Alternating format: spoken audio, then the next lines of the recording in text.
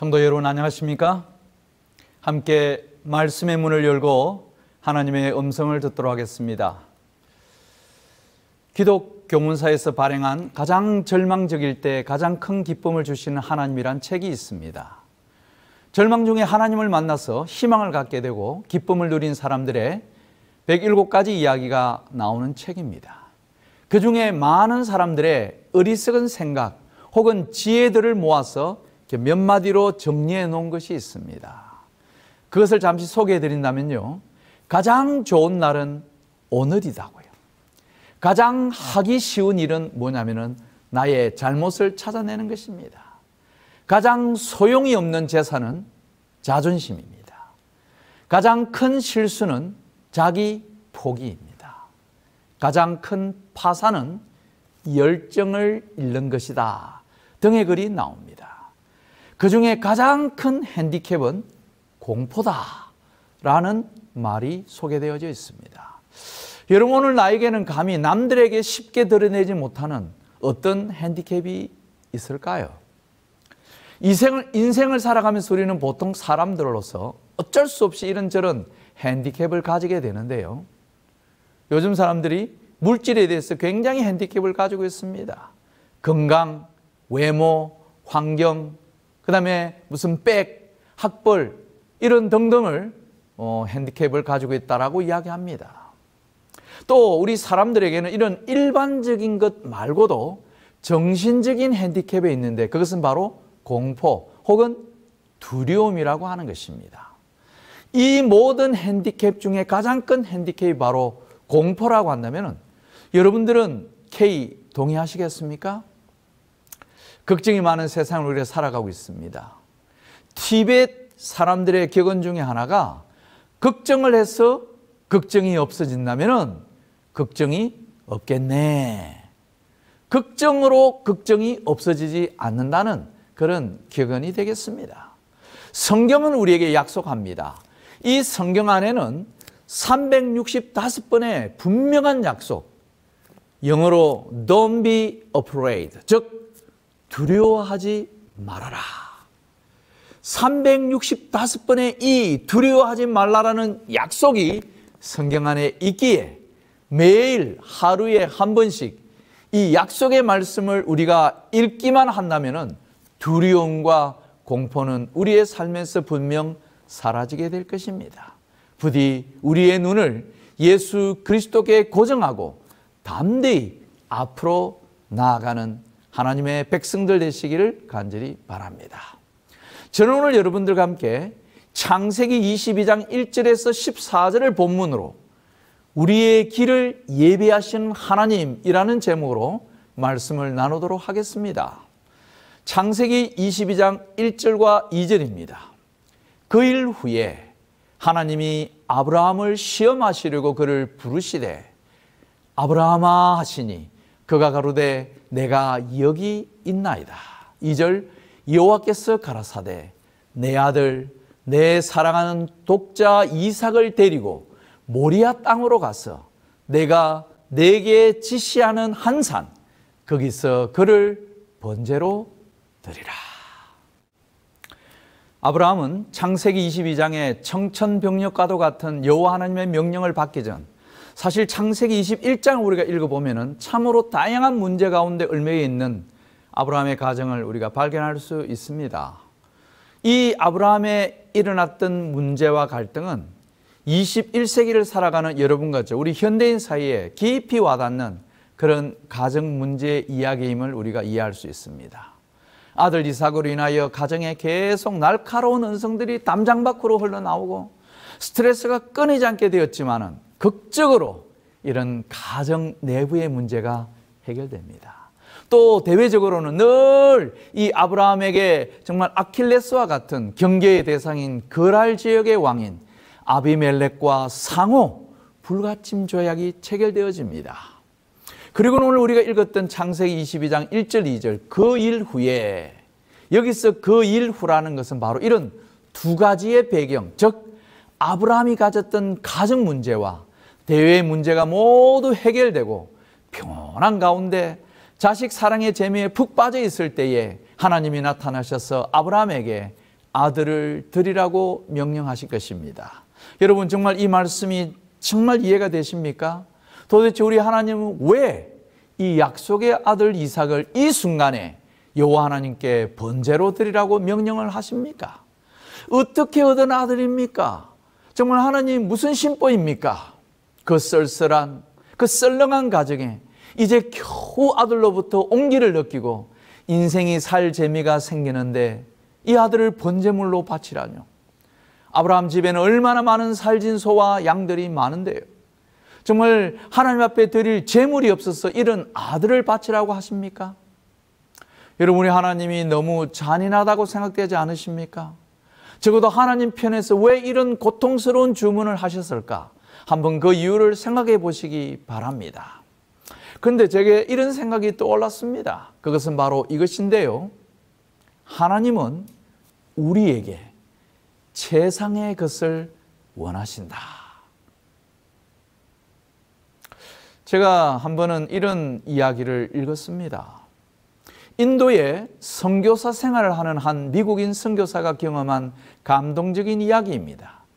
겐지스 강이 내려다 보이는 큰 길 옆에서 이 나련한 몸을 일광욕하기 위하여 의자에 앉았다가 한 여인을 목격하게 되는데 그 얼굴에는 뭔가 비장한 각오가 서려 있었고 그 걸음걸이에는 특별한 뜻을 이루기 위한 의지가 담겨 있어 보였다고 그랬습니다.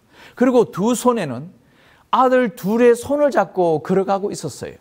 오른편에는 아주 야무지고 똘똘하게 보이는 아들이, 그리고 왼편에는 그 오른손에 있는 아들보다 덩치는 커 보이지만은 내성마비로 제대로 걸음걸이도 성치 않는 큰 아들이 엄마를 따라가고 있었습니다. 이미 겐지스 강에는 자신의 신들에게 경배드리기 위하여 수많은 사람들이 갖가지의 방법으로 제물과 제사를 드리고 있었습니다. 그리고 한나절이 지나갔습니다. 오후에 땅거미가 내려앉을 즈음에 역시 오전에 보무당당하게 이 겐지스 강 자신의 신께 경배드리러 갔던 그 여인을 다시 만나게 됩니다. 얼굴에는 말할 수 없는 황홀감과 흥분된 모습이 역력했습니다.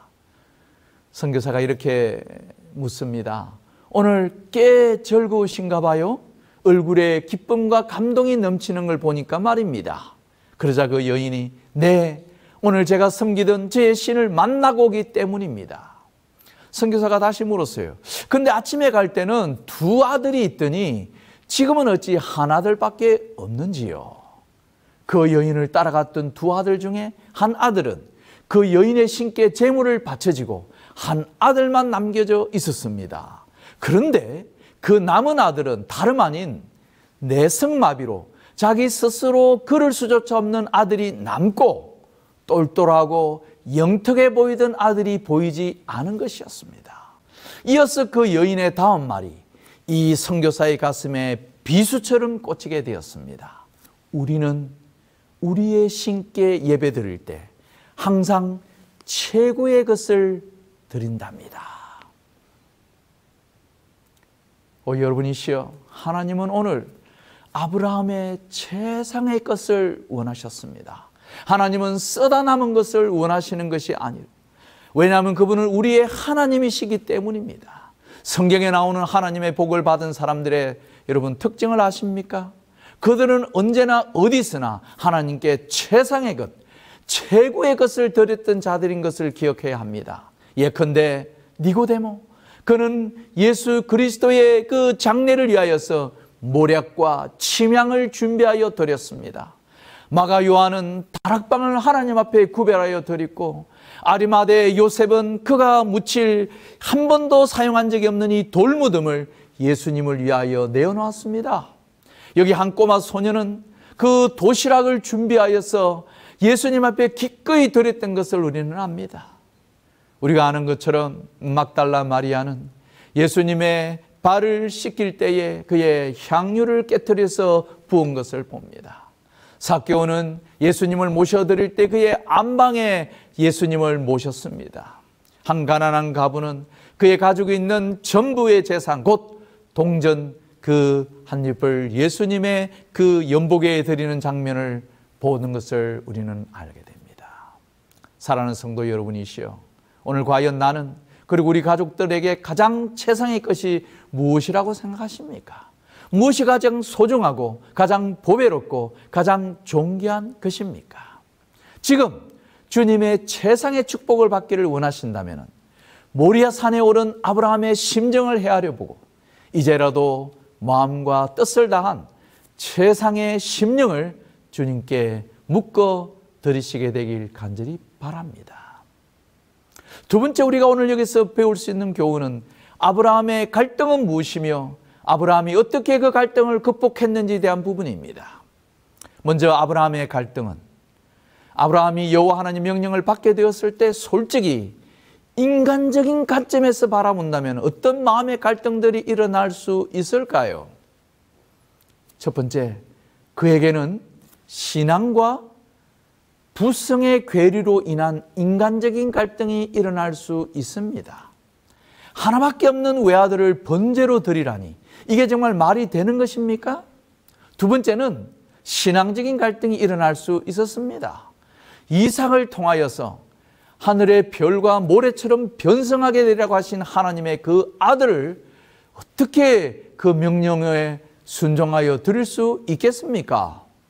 세 번째는 하나님의 약속과 이 명령과의 갈등이 그에게 일어날 수 있었습니다. 보좌와 선지자 148페이지에 이삭은 그의 가정의 빛이요 그의 노령의 위로요 다른 모든 것보다도 약속된 축복의 후사였다라고 기록하는 것을 볼 때에 오늘 하나님의 이 명령과 하나님의 그 말씀과는 이 많은 괴리가 생길 수 있다는 것을 우리는 얼마든지 추측해 볼 수 있고 생각해 볼 수 있습니다. 아직 잠든 아들과 노년에 얻은 아들을 가지고 큰 용기와 위로를 가지고 행복을 품고 살아가는 부인 사라를 바라볼 때 참으로 마음에 복잡한 갈등이 아브라함에게 얼마나 크게 일어났겠습니까? 그러나 부조와 선지자 153페이지에 화이프인은 계속해서 기록하기를 아브라함은 하나님의 뜻을 실행하기를 깊이 하려고 하지 않았다. 만일 그가 의심하려고 하였더라면 이런 세 가지의 의심을 그는 할 수 있었을 것이다. 첫째는 3일간의 충분한 시간이 있었고 두 번째는 자신이 아들을 죽이게 되면 제2의 가인으로 주목받게 될 의심이 마음속에 일어날 수 있었을 것이다. 세 번째는 내가 이 아들을 제압하기에는 나이가 너무 많다라는 의심이 생겨날 수 있었습니다. 그러나 부조와 선지자는 계속해서 그러나 그는 하나님께서 당신의 모든 요구에 있어서 공평하고 의로우심을 알고 명령을 문자 그대로 순종하였다라고 기록하고 있었습니다. 여러분이요, 아브라함에게 일어났던 하나님의 명령에 대한 충분한 갈등과 의심을 그는 전혀 그것을 받아들이지 아니하고 오히려 하나님의 명령을 문자 그대로 순종하였다고 했습니다. 여러분, 어떻게 문자 그대로 순종할 수 있습니까? 우리 오늘 말씀을 보면은 창세기 22장 3절입니다. 아브라함이 아침에 일찍이 일어나 하나님의 자기에게 지시하신 곳으로 가더라. 하나님의 명령을 조금이라도 의심할 수 있는 여지가 충분히 있었다면 그는 그렇게 이런 시간에 일어나서 출발하지 않았을 것입니다. 그러면 우리는 오늘 이 말씀 창세기 22장 3절의 말씀을 통하여 아브라함이 우리 믿음의 조상으로 칭하여지는 이유를 발견할 수 있게 되는 것입니다. 그에게는 감히 어떤 누구에도 뒤지거나 모자라지 않는 행동하는 믿음의 소유자였다는 것을 우리는 발견하게 됩니다. 성경에 종종 이런 행동으로 나타내는 믿음에 대한 감동적인 이야기들이 소개되고 있는데요. 그것을 좀 소개해 드린다면 첫 번째는 요한복음 2장에 나오는 우리는 이 무명의 가나의 혼인잔치에 그 하인들의 이야기를 소개할 수 있습니다. 그 하인들의 행동하는 믿음. 예수님께서 물을 아구까지 채우라 라고 했을 때 그들이 아구까지 물을 채우는 그런 행동하는 믿음을 우리는 발견할 수 있습니다. 마가복음 10장에 바디메오가 속인 거지 바디메오가 예수님을 만났을 때 예수님께서 오라 라고 했을 때에 마가복음 10장 50절에 그가 겉옷을 내어버리고 예수님께 나아갑니다. 왜 겉옷을 내어버립니까? 이 이스라엘 백성들은 옷을 통하여서 복식을 통하여서 많은 신분과 상태를 결정하는 것을 알 수 있었기 때문에 자기는 더 이상 소경이 아니고 자기는 더 이상 거지가 아니라고 하는 것을 표현하기 위해서 겉옷을 과감하게 벗어버리고 예수님께 나아가는 행동하는 믿음을 우리는 볼 수 있습니다. 마태복음 8장에 여기 한 백부장의 하인이 병들어 죽어갈 때 백부장이 예수님 앞에 나왔습니다. 예수님께서 그 장면이 너무 감동이 되어서 그를 치료하기 위해서 집으로 가려고 했을 때에 백부장은 예수님께 이렇게 요청합니다. 우리 집에 가실 것 없다고. 내가 군인으로서 명령만 하면 모든 것이 되는 것처럼 당신도 천지와 만물을 지으신 창조주라고 하니 말씀으로만 하옵소서.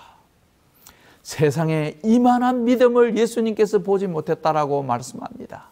백부장의 그 믿음은 바로 행동하는 믿음임을 기억하게 되길 바랍니다.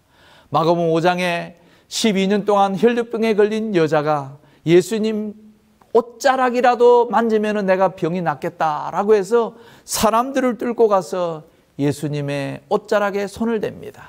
그때 예수님께서 가던 길을 멈추고 돌아서서 누가 내 옷에 손을 대었느냐. 함께했던 제자들은 아무도 그 사실에 대해서 인지함이 없었고 오히려 예수님께 핀잔을 놓습니다. 이 많은 사람들이 옷을 스치기는 것은 당연한 일인데 왜 가던 길을 멈추십니까? 라고 했을 때 누군가가 내 옷에 의도적으로 옷에 손을 대었다고. 그때 그 여인이 고백을 합니다. 내가 당신의 옷에 손을 대었다고. 내 병을 치료하기 위해서.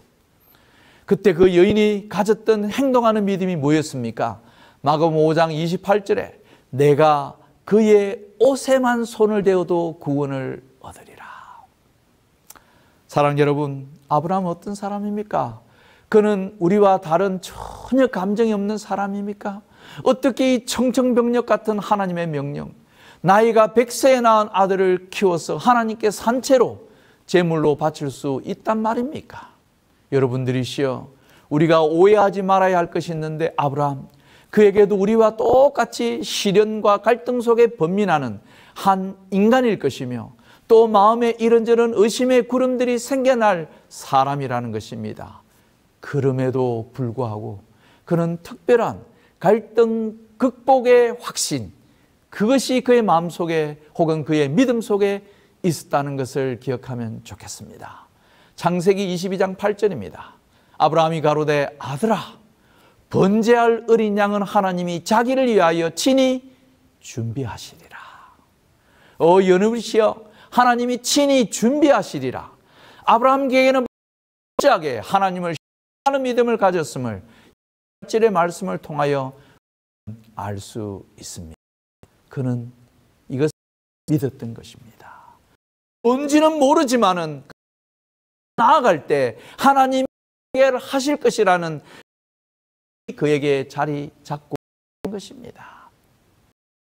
하나님의 믿음으로 그는 준비된 하나님의 축복을 이야기가 창세기 22장 15절에서 18절에 소개되어져 있습니다. 사랑하는 여러분, 지금 우리에게 필요한 믿음 두 가지가 있다면 무엇이겠습니까? 오늘 여러분에게 소개해드린 바로 행동하는 믿음과 신뢰하는 믿음일 것입니다. 이 두 믿음만 있다면 우리는 불패의 믿음으로 주님 오시는 날 반드시 주님 앞에 서게 될 것입니다. 저는 이제 창세기 22장 14절에 예비하시는 하나님에 대하여서 잠시 소개합니다. 아브라함이 그 땅 이름을 여호와 이레라 하였으므로 오늘날까지 사람들이 이르기를 여호와의 산에서 준비되리라 하더라. 여러분, 우리 하나님과 관련해서 우리가 기억해야 할 세 가지 특별한 이름이 있습니다.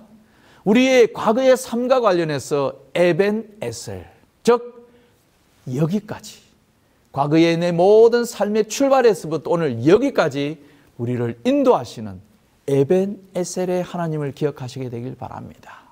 지금 현재 오늘 이 순간과 관련해서 우리가 잊지 말아야 할 이름이 있는데 그것은 바로 임마누엘입니다. 우리와 함께 계시는 하나님이시라고요. 여러분, 오늘 우리의 보이지 않는 불확실한 미래에 대해서 염려하고 걱정하시는 마음이 드십니까?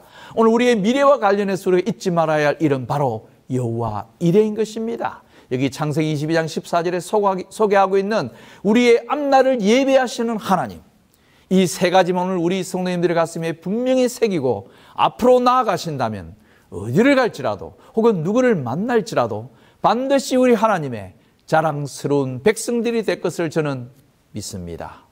특히 우리의 미래를 예배하시는 하나님을 여러분 기억하시게 되길 바랍니다. 성경 창세기부터 계시록까지 우리 하나님은 어떤 하나님이십니까? 예비하시는 하나님으로 소개되어져 있습니다. 인간을 위하여 완벽하게 천지를 지으신 하나님, 아담과 하와를 위해서 에덴 동산을 예비하신 하나님, 아브라함을 위하여서 이삭을, 엘리야를 위하여서 까마귀를, 요나를 위하여 물고기를, 소망 없는 인류를 위하여서 독생자 예수 그리스도를, 오늘 하나님 말씀에 절대적으로 순종하는 자를 위하여서 생명과 의의 면류관을 예비하시는 하나님, 구원받은 자를 위하여 우리가 하늘 본향 천국을 예비하시는 하나님이 계심을 기억하게 되길 바랍니다. 사랑하는 여러분, 잊지 맙시다. 우리가 믿는 하나님은 우리를 위해 예비하시는 하나님 되심을 꼭 기억하게 되길 바랍니다.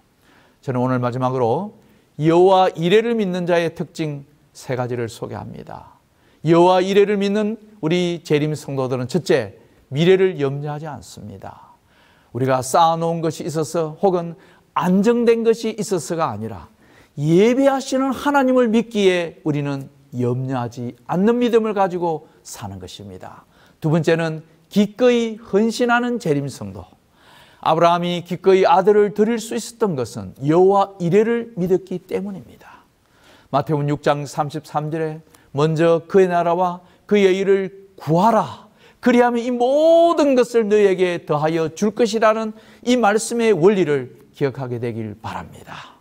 세 번째는 겁없이 도전하는 재림 성도들 되시길 바랍니다. 사람들이 도전하는 삶을 살지 못하는 가장 큰 이유는 바로 불안과 두려움과 공포 때문입니다. 우리 믿음의 노독들의 그 하나님의 예비하심을 믿고 겁없이 도전하고 부딪혔던 것을 여러분 꼭 기억하시게 되길 바랍니다. 우리를 위해 예비하시되 전혀 실수가 없으신 하나님, 오늘 이것을 여러분 믿고 앞으로 전진하시게 되길 바랍니다. 주님 앞에 드려지는 이 예배를 통하여 다시 한번 나의 앞길을 우리 주님께서 어떻게 인도하여 주시는지 여러분 믿음으로 깊이 경험해 보시게 되길 바랍니다. 모든 것을 우리 주님께 내어 맡기는 깊은 신뢰가 이 시간을 통하여 다시 한번 여러분 마음 가운데 일어나게 되기를 간절히 바라면서 주님의 이름으로 말씀을 마칩니다. 감사합니다.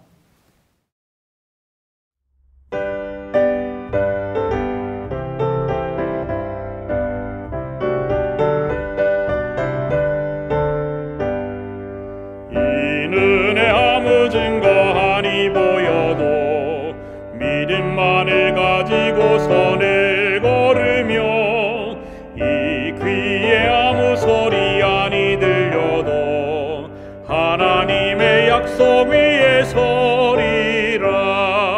걸어가세 믿음 위에 서서 나가세 나가세 의심 버리고 걸어가세 믿음 위에 서서 눈과 귀에 아무 증거 없어도 이 눈에 보기에는 어떠하든지 이미 얻은 증거대로 늘 믿으며 이 마음에 의심 없이 살아갈 때에 우리 소원 주 안에서 이루리.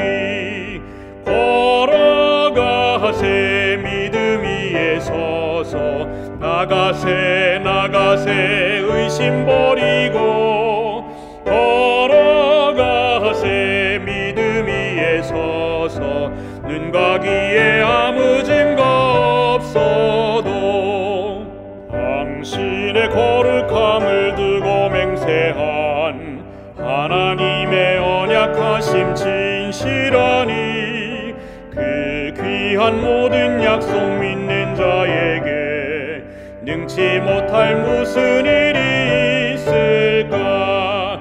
걸어가세 믿음 위에 서서 나가세 나가세 의심 버리고 걸어가세 믿음 위에 서서 눈과 귀에 아무 증거 없어도.